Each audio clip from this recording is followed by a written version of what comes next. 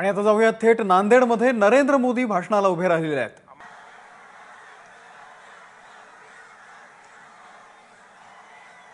भारत माता की, भारत माता की. नांदेड आणि महाराष्ट्राच्या सर्व बंधू भगिनींना गुढी पडवाच्या खूप खूप शुभेच्छा.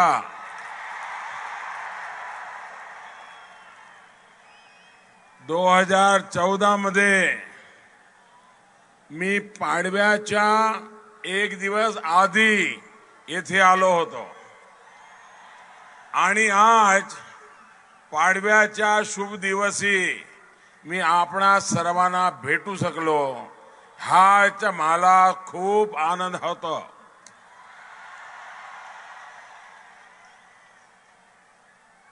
मंच पर विराजमान यहां के लोकप्रिय मुख्यमंत्री, हमारी पार्टी के अध्यक्ष श्रीमान दानवे जी, श्रीमान रामदास आठवले जी, सभी हमारे उम्मीदवार, सभी वरिष्ठ नेतागण, भाजपा शिवसेना महायुति के सभी वरिष्ठ महानुभाव और विशाल संख्या में पधारे हुए नांदेड़ के मेरे प्यारे भाई और बहनों, मां रेणुका देवी की आशीर्वाद प्राप्त भूमि, गुरु गोविंद सिंह जी की निर्वाण स्थली, तख्त सचखंड श्री हजूर अबचल नगर साहब की धरती को मेरा शत शत नमन. यही वो जगह है जिसने बाबा बंदा सिंह बहादुर को गढ़ने में बहुत बड़ी भूमिका निभाई थी. साथियों, गुड़ी पड़वा के इस पवित्र दिन एक बार फिर आप सभी को, महाराष्ट्र के सभी भाई बहनों को मैं नमन करता हूं, आभार व्यक्त करता हूं. आप सभी के सहयोग से ही ये प्रधान सेवक पूरी निष्ठा और ईमानदारी के साथ एक समृद्ध, सुरक्षित नए भारत का निर्माण बीड़ा उठा पाया है. साथियों, हम जिस नए भारत का निर्माण करना चाहते हैं उसका विजन स्पष्ट है, लेकिन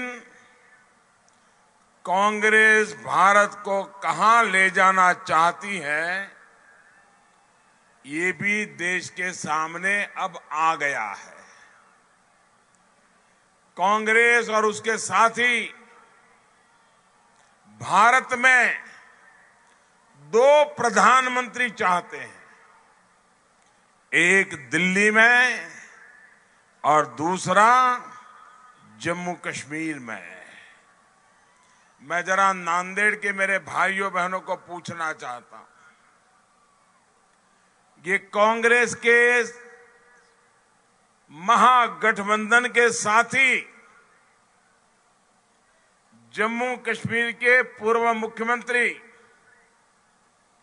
उमर अब्दुल्ला, उनके पिताजी फारूक अब्दुल्ला खुलेआम कह रहे हैं कि देश में दो प्रधानमंत्री होने हैं. मैं आपसे पूछना चाहता हूं, क्या आपको ये मंजूर है?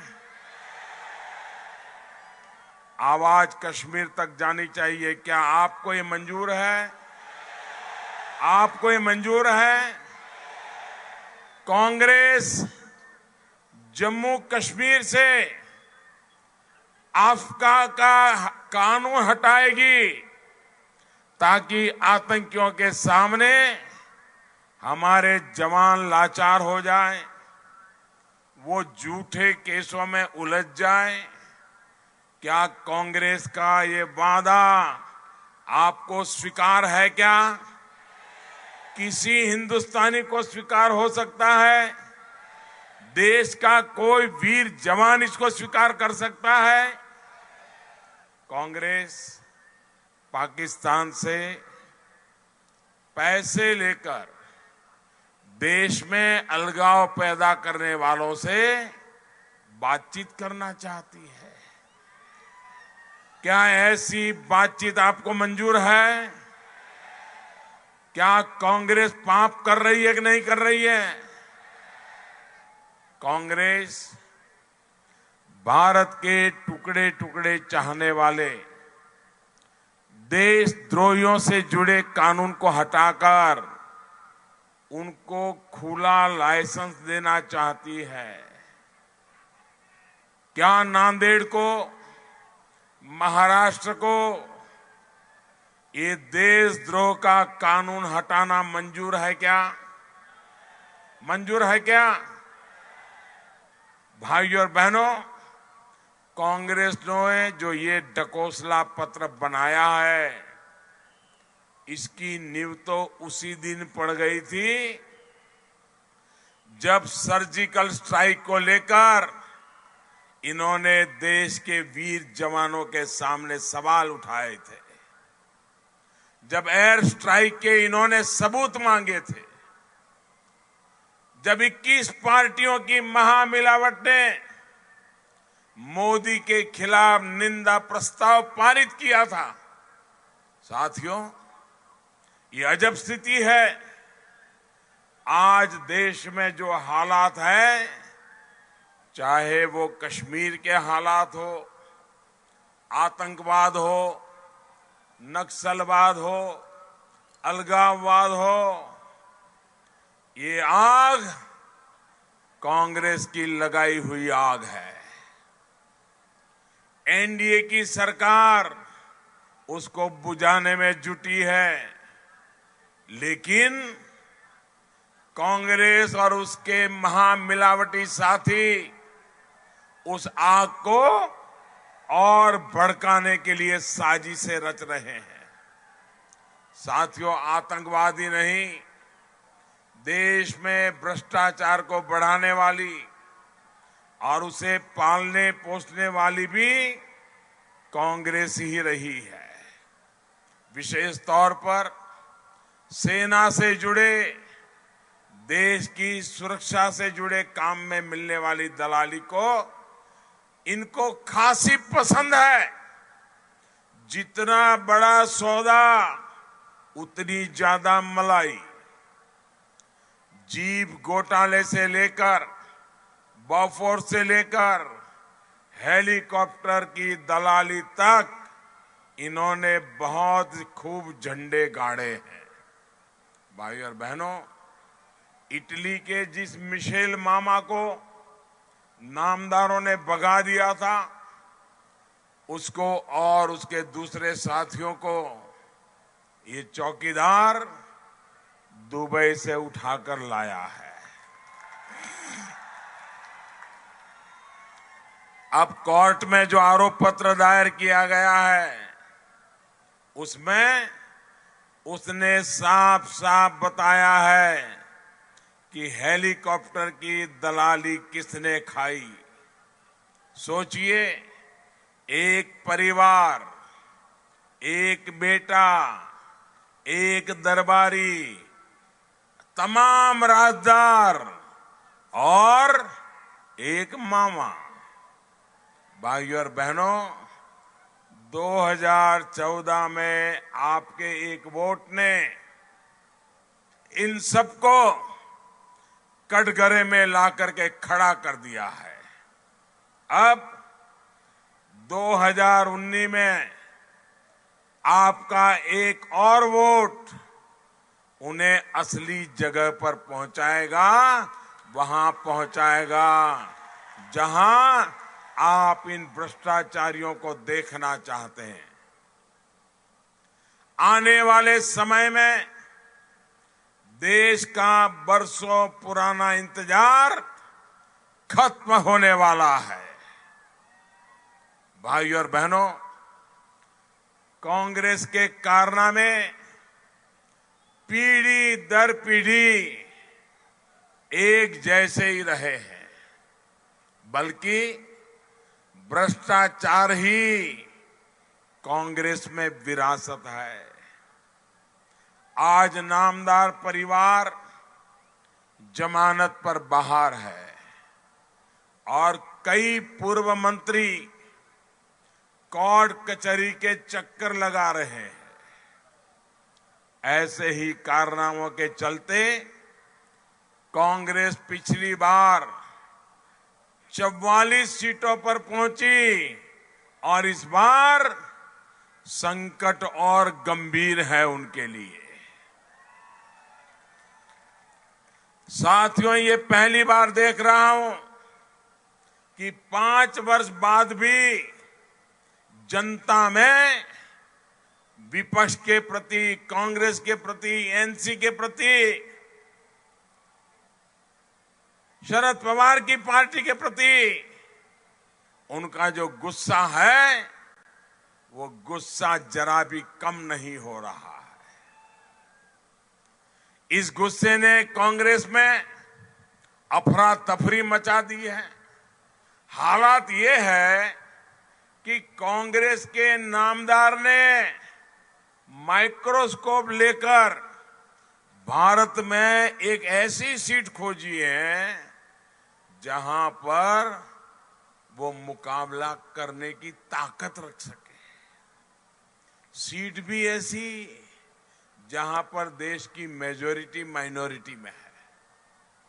मुकाबला भी ऐसा जहां जाते ही विरोधी दल को कह दिया कि मैं आपके विरोध में कुछ नहीं कहूंगा, मैं भी नांदेड़ में हूं, लेकिन अमेठी के लोगों से कहूंगा कि इसे याद रखे, अपना ये अपमान भी याद रखे।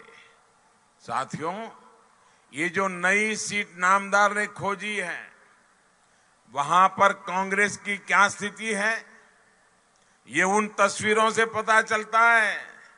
सोशल मीडिया में खूब चल रहा है। जब नामदार वहां की सड़कों पर निकले थे, आपने वो तस्वीरें देखी है क्या? सोशल मीडिया में देखा है ना? कांग्रेस का झंडा किस कोने में है ढूंढना पड़ता था। कांग्रेस के राष्ट्रीय अध्यक्ष का जुलूस और कांग्रेस का झंडा खोजना पड़ता था। ये हाल है कांग्रेस का। साथियों, कांग्रेस की हालत टाइटैनिक जहाज की तरह है। ये हर एक नए दिन के साथ डूबती ही जा रही है।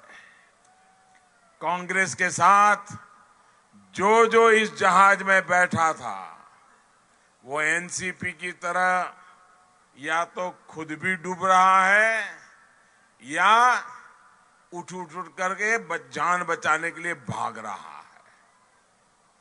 जो आपके पड़ोस में हिंगोली से कांग्रेस सांसद महोदय हैं, वे भी इस बार चुनाव नहीं लड़ रहे हैं। शरद पवार जी इस बार चुनाव नहीं लड़ रहे हैं। उनके सिपा सालार प्रफुल्ल पटेल भी चुनाव से भाग चुके हैं। साथियों, ये सभी महानुभाव एक एक करके मैदान छोड़ रहे हैं। महाराष्ट्र में कांग्रेस इतनी कमजोर हो चुकी है कि उसके पास जितनी संख्या में विधायक है, उससे ज्यादा तो गुट बने हुए हैं। सब आपस में ही भिड़ रहे हैं। जब इस तरह की महामिलावट हो तो क्या ये दल महाराष्ट्र का भला कर पाएंगे? वो अपने विकास की सोचेंगे या फिर महाराष्ट्र के विकास की? यहां महाराष्ट्र में इन लोगों ने किस तरह एक आदर्श सोसाइटी बनाने की कोशिश की थी, शहीदों के परिवार को धोखा दिया था। इससे तो नांदेड़, और पूरा भारत भली भांति परिचित है। आप जानते हैं ना वो कौन है? पता है? इस तरह के घोटालों पर नजर रखने के लिए ही हमारी सरकार ने रेरा कानून बनाया है। एक ऐसा कानून जिसकी वजह से घर खरीदने वालों की कमाई सुरक्षित हुई है, उनकी बचत सुरक्षित हुई है। देश भर में हजारों प्रोजेक्ट अब रेरा कानून से रजिस्टर्ड है और पहले जिस तरह से काले धन का खेल होता था वो भी कम हुआ है। इसका बहुत बड़ा फायदा हुआ है मध्यम वर्ग को, नौजवानों को। साथियों, एनडीए सरकार ने 5 लाख रुपए तक की आय पर इनकम टैक्स जीरो करने का जो निर्णय लिया है वो भी नौजवानों के लिए बड़े फायदे लेकर आया है। घर खर्च के लिए, अपने कार्यों के लिए अब उनके पास ज्यादा पैसे बच रहे हैं। लेकिन मैं देश के नौजवानों को, मध्यम वर्ग को कांग्रेस की साजिश से फिर से आगाह करना चाहता हूं। कांग्रेस ने साफ कर दिया है कि वो देश के मध्यम वर्ग को स्वार्थी मानते हैं, लालची मानते हैं। इसलिए वो मध्यम वर्ग पर टैक्स का बड़ा बोझ डालने का इरादा रखती है। इतना टैक्स कि मध्यम वर्ग की कमर टूट जाए। भाइयों बहनों, आज मैं अनुभव से कह सकता हूं, अगर देश को चलाने में सबसे बड़ी ताकत कहीं से मिलती है तो मध्यम वर्गीय परिवारों से मिलती है। वो कायदे कानून का पालन करते हैं, वे सरकारी खजाने में अपने से जो भी बचता है देते हैं और इसी से देश चलता है। ये कांग्रेस पार्टी मध्यम वर्ग को अपना दुश्मन मानती है।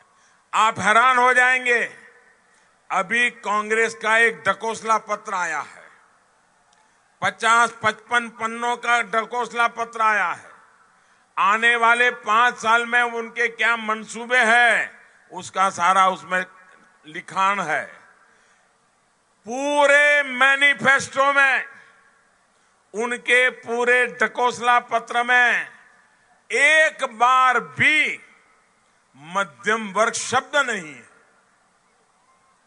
भाइयों बहनों, ऐसी कांग्रेस को आप माफ कर सकते हैं क्या?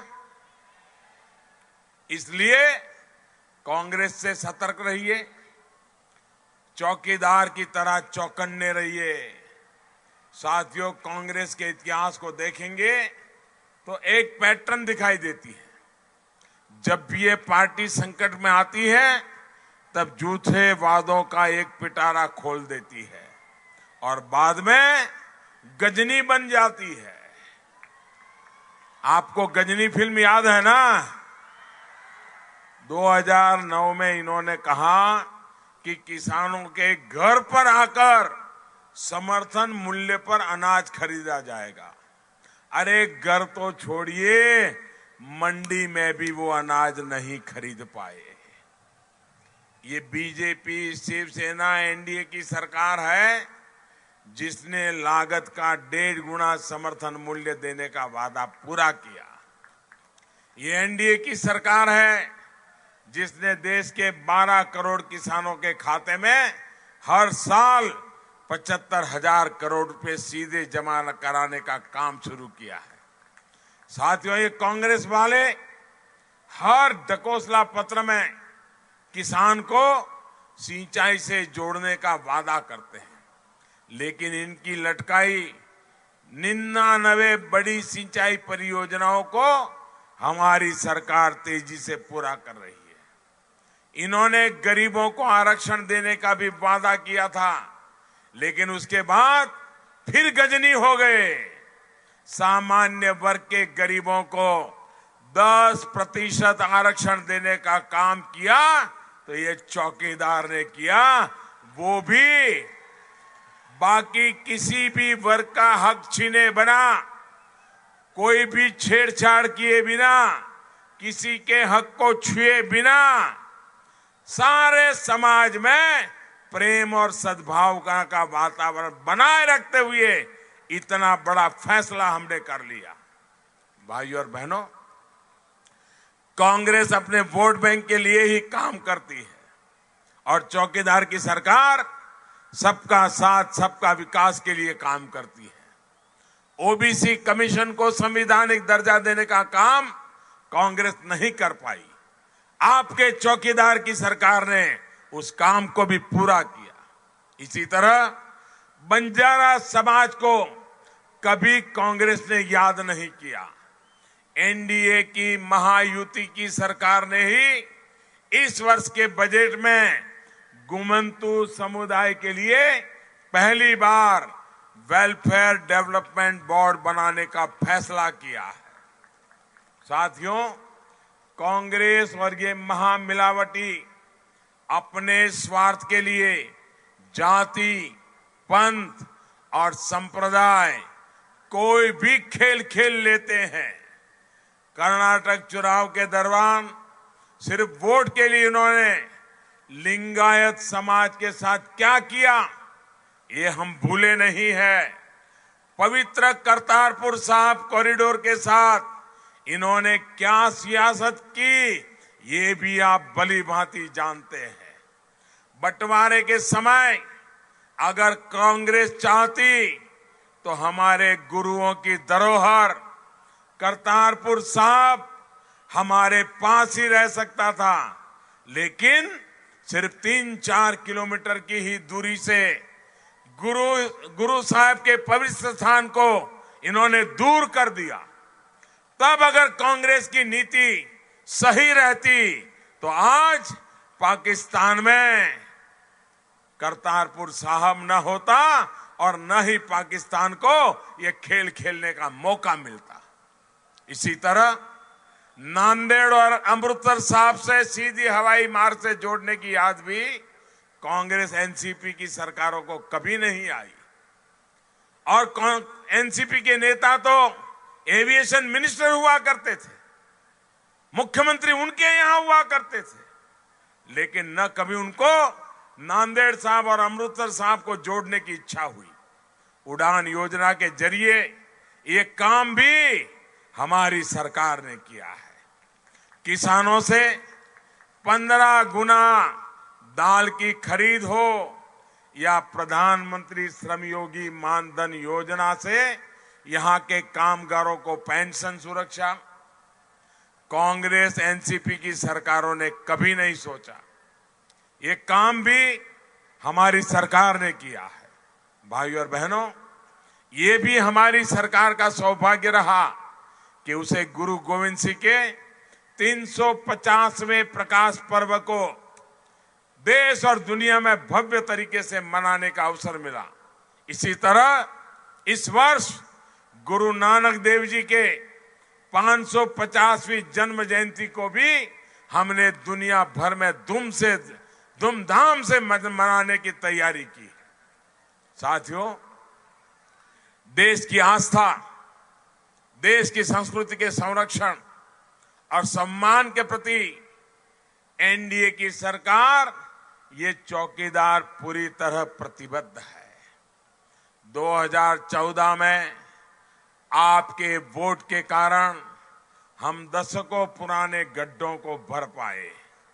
2019 में आपके वोट से विकास का हाईवे बनेगा। 2014 में आपके वोट के कारण पुराने भारत के काम करने के तौर तरीकों में बदलाव आया। 2019 में आपके वोट से हम एक नया भारत बनाने की दिशा में आगे बढ़ेंगे। 2014 में आपके वोट से डिजिटल इंडिया से आपके जीवन को आसान बनाया। 2019 में आपके वोट से डिजिटल इंडिया हमारे मेक इन इंडिया और रोजगार निर्माण का मजबूत आधार बनेगा। 2014 में आपके वोट के कारण आतंकवाद को मुंह तोड़ जवाब मिला। 2019 में आपका वोट आतंकवाद को खत्म करने में एक बहुत बड़ी भूमिका निभाएगा। आने वाली 18 अप्रैल को कमल के फूल के सामने बटन दबाकर आप इस चौकीदार को और मजबूत करेंगे। इसी विश्वास के साथ मैं आप सबका आभार व्यक्त करता हूं और मैं आपको विश्वास दिलाता हूं, आप जब कमल के फूल पर बटन दबाएंगे तो आपका वोट सीधा सीधा मोदी को मिलने वाला है। आपका वोट सीधा सीधा मुझे मिलने वाला है। और इसलिए भाइयों बहनों, आज अब इतनी बड़ी तादाद में आप हमें आशीर्वाद देने के लिए आए हैं, मैं आपका आभार व्यक्त करता हूं। मेरे साथ बोलिए, बोलेंगे मैं कभी एक चौकीदार,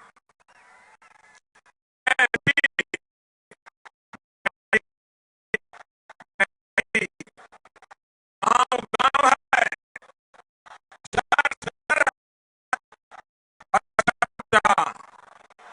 बड़े बुजुर्ग भी, माता बहनें, घर घर में, खेत खलिहान में, बाग बगान में, देश के अंदर, सरहद पर भी, डॉक्टर, इंजीनियर, शिक्षक, प्रोफेसर, लेखक, पत्रकार, कलाकार भी, किसान, कामगार, दुकानदार भी, वकील, व्यापारी भी, छात्र छात्राएं भी, भाइयों बहनों, सारा देश चौकीदार, 125 करोड़ देशवासी चौकीदार। भारतीय जनता पार्टी और हमारी महायुति को विजयी बनाइए। मेरे साथ बोलिए, भारत माता की, भारत माता की। बहुत बहुत धन्यवाद।